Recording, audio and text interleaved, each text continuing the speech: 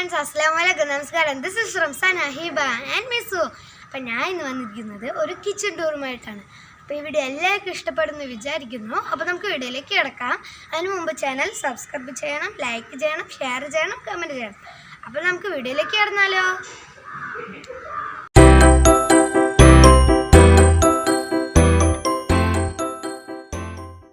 Friends, അപ്പോൾ ഇതാണ് നമ്മുടെ അടുക്കള.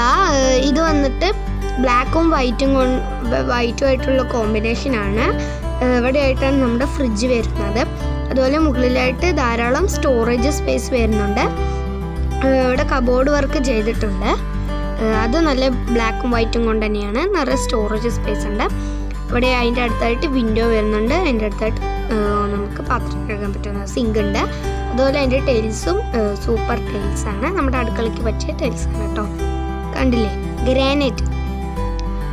പിന്നെ മുകളിലായിട്ട് അതുപോലെ കബോർഡ് വർക്ക് ചെയ്തിട്ടുണ്ട്. അതും നല്ല സ്റ്റോറേജ് സ്പേസ് വരുന്നുണ്ട്. നമുക്ക് വലിയ പാത്രങ്ങളൊക്കെ വെക്കാൻ പറ്റും.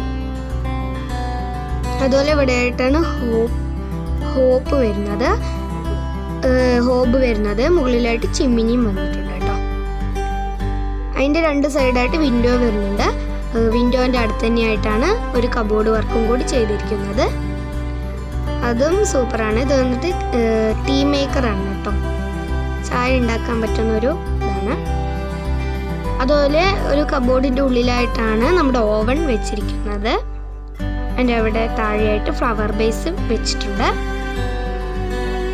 അതുപോലെ അടിയിലായിട്ട് നിറയെ കബോർഡ് വർക്ക് ചെയ്തിട്ടുണ്ട്. നമുക്ക് തുറക്കാനും അടയ്ക്കാനും പറ്റുന്ന കബോർഡ് വർക്കൊക്കെയാണ്. നല്ല ഭംഗിയുള്ളതാണ്. അതും ബ്ലാക്ക് ആൻഡ് വൈറ്റ് കൊണ്ടുള്ള കോമ്പിനേഷനാണ്. കണ്ടില്ലേ,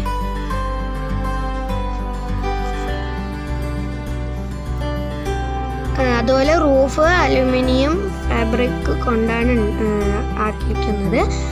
അത് ഡെക്കറേഷൻ ചെയ്യാൻ വേണ്ടിയിട്ട് LED ലൈറ്റും അതുപോലെ നല്ലൊരു ഭംഗിയുള്ളൊരു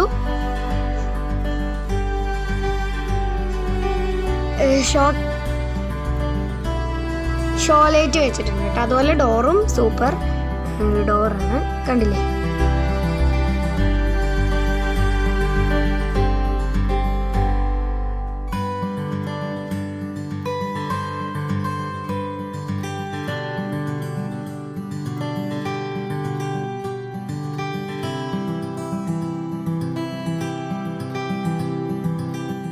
പിന്നെ ഈ ഭാഗത്തായിട്ടാണ് സ്റ്റോർ റൂം വരുന്നത്. സ്റ്റോർ റൂമിലേക്ക് കിടക്കാം. ഇവിടെയായിട്ട് ഒരു ഗ്രാനൈറ്റ് ഒട്ടിച്ച കുറച്ച് സ്പേസ് ഉണ്ട്. അപ്പം നമുക്ക് അതിൻ്റെ മേലെ കയറി മുകളിലൂടെ അതൊക്കെ എടുക്കാൻ പറ്റും.